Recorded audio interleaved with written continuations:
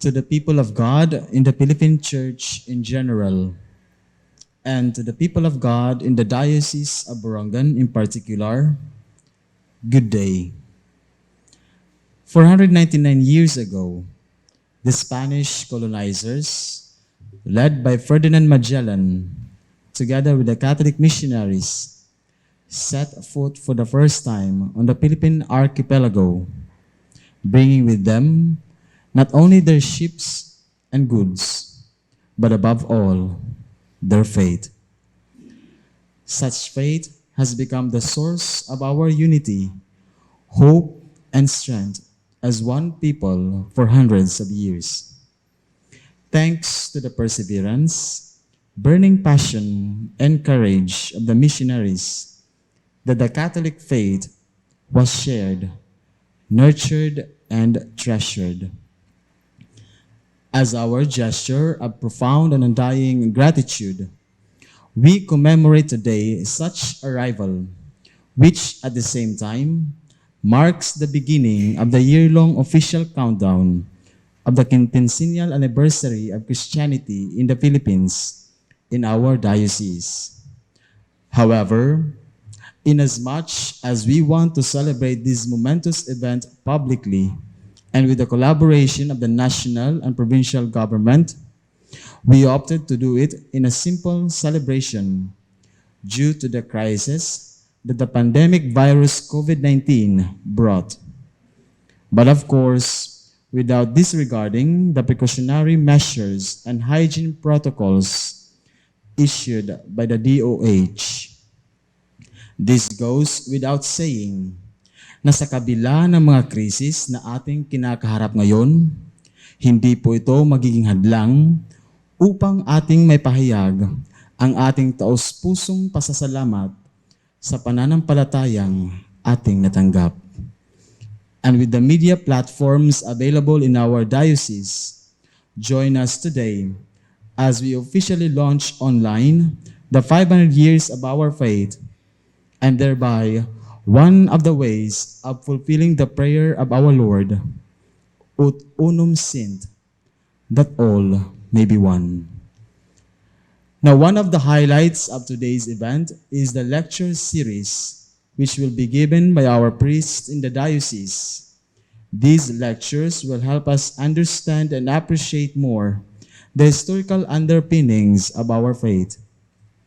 To officially begin this event, let us all listen and watch the first talk entitled The Possibility of Masses in Homonhon, Arguments from Liturgy.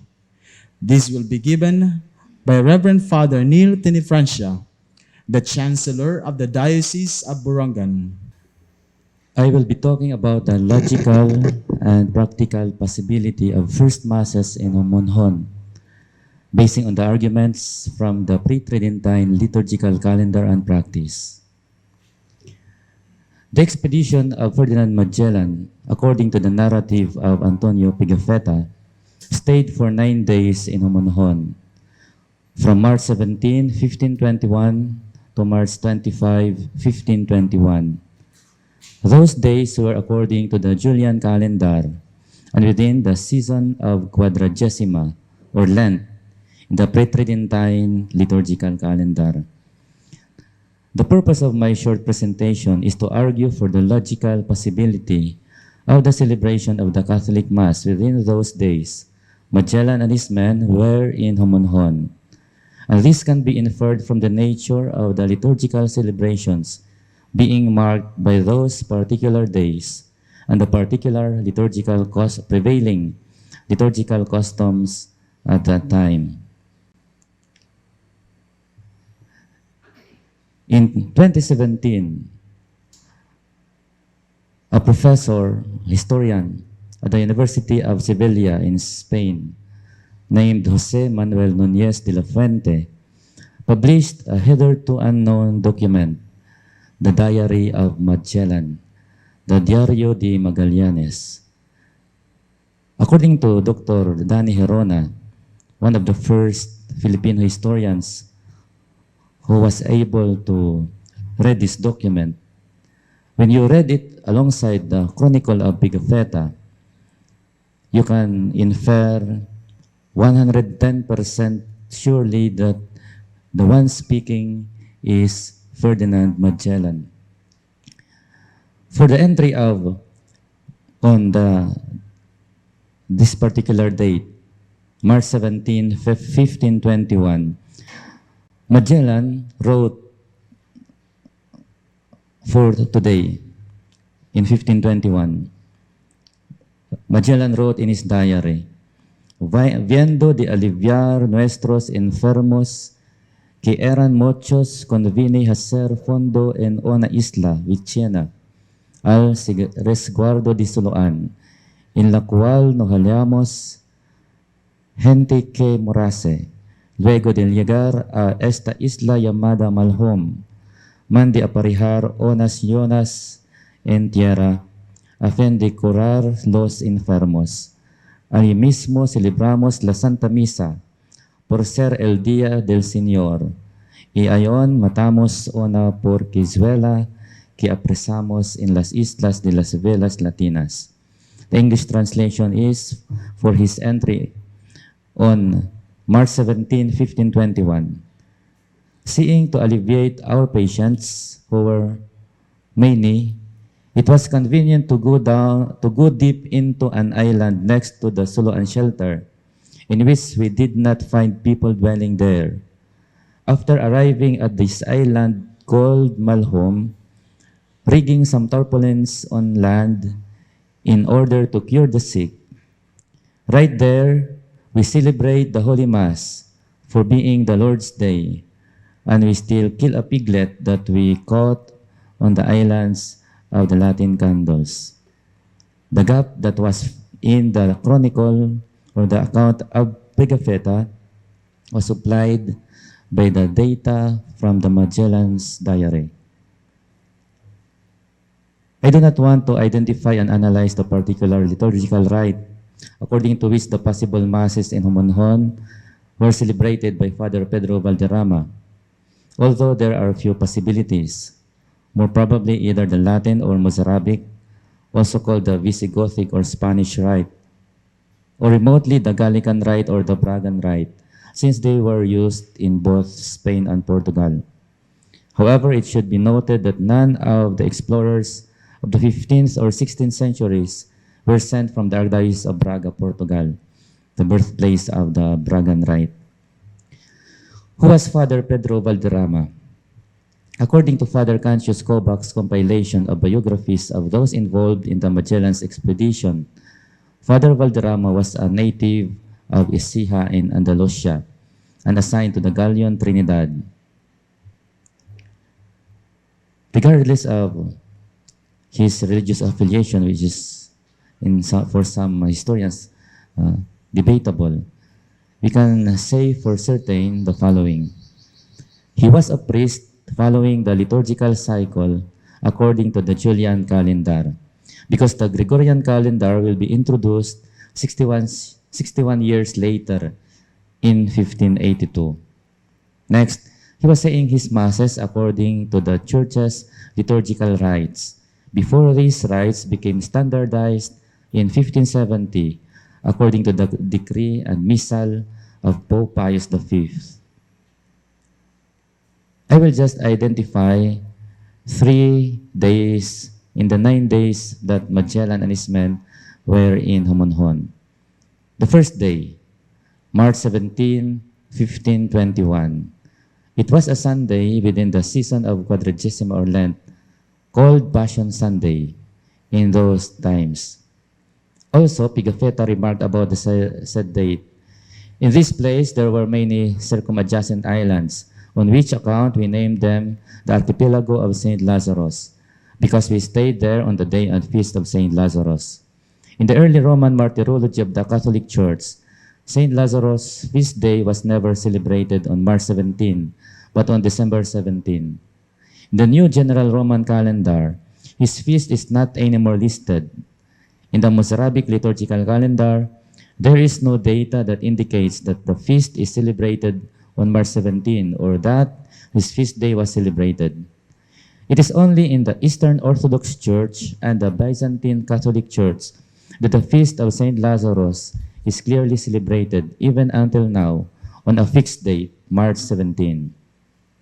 In the Orthodox and in the Byzantine Catholic calendars, there are two feast days for Saint Lazarus, the friend of Jesus and the brother of Martha and Mary. The fixed date, March 17, and the movable Lazarus Saturday, the day before Palm Sunday. In 1521, Lazarus Saturday was March 23.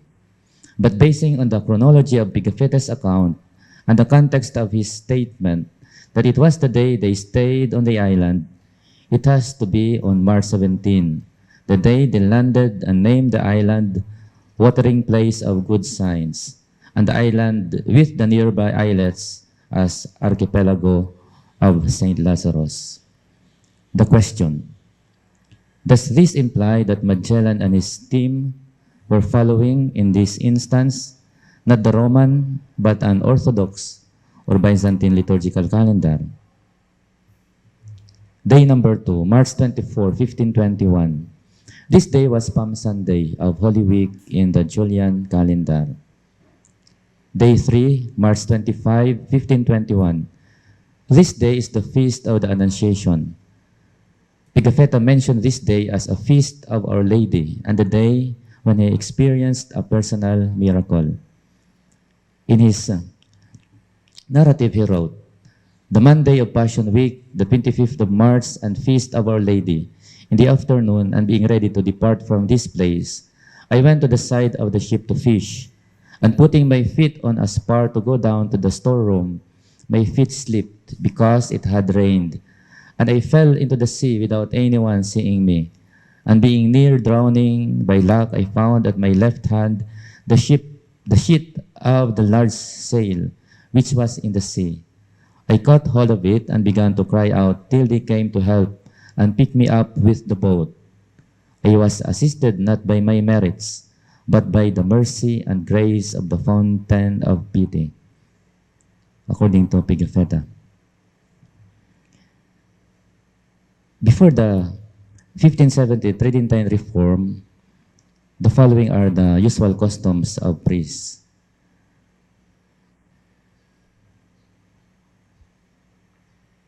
For the days of Lent, they celebrate Mass every day, and especially if they were first feast days. It was also a celebration. There was also a celebration called Missa Nautica, said at sea in rough weather, which were considered a form of Missa Sica or dry masses. They were not complete or real masses, but exercise of devotions when circumstances do not allow that a complete Mass be celebrated. It consisted of all parts of the Mass except offertory, consecration, and communion. After the reform of Pope Pius V in 1570, the said practice gradually disappeared. From the above description, the following can be emphasized. Before the reforms of the Council of Trent, daily Masses was already common, even without the canonical obligation requiring priests to celebrate them. During the said period, the celebration of Masses on Sundays, feasts, and every day in Lent was very common. What conclusions can we make from the above data? Based on the above information, it is tenable to advance this proposition. Since Magellan and his men stayed in Homonhon for 9 days, from March 17 to 25, 1521, and within those days there were 3 identified liturgical feasts, which were mentioned even in the Pigafetta account, the celebration of Masses during the said events is highly probable.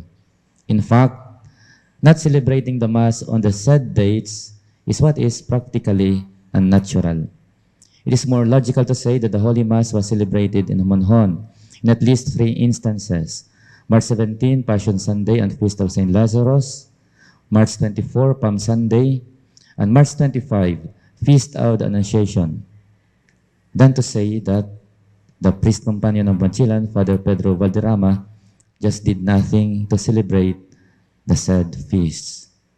The import of the said masses in Homonhon for the missionaries of that time can be gleaned from the remarks of Father Alcina regarding a purported mass of Father Cosme de Torres on the said island. In his account, he wrote that Father de Torres was the chaplain of the expedition of Roy Lopez de Villalobos, who arrived in Samar and Leyte in 1544. Father Alcina, remarking about the Mass in Homonhon, wrote, "Nor was it less providential to ensure its good fortune, that this was the first positive act, that is, the first sacrifice and triumph of Christ crucified on that island, which it seems, as we have mentioned, Satan held as his domain and abode, beginning to expel him from it and from the other islands, as numerous as widespread, and as widespread as are all those inhabited by the Visayans, so that the first obstacle having been eliminated, that enemy was thrown out of his dwelling. Due to this, it would become easier, and it did become so, as experience had shown afterwards, in the spreading of the Christian faith everywhere with but little opposition and resistance. As we witness all this dissemination today by the fathers of the Society of Jesus. All in all, we may say that with this town of Giwan began the faith of the Visayans, with the first sacrifice offered so near to it. It was as if the first cornerstone set in place for the enormous good which would be wrought sometime later.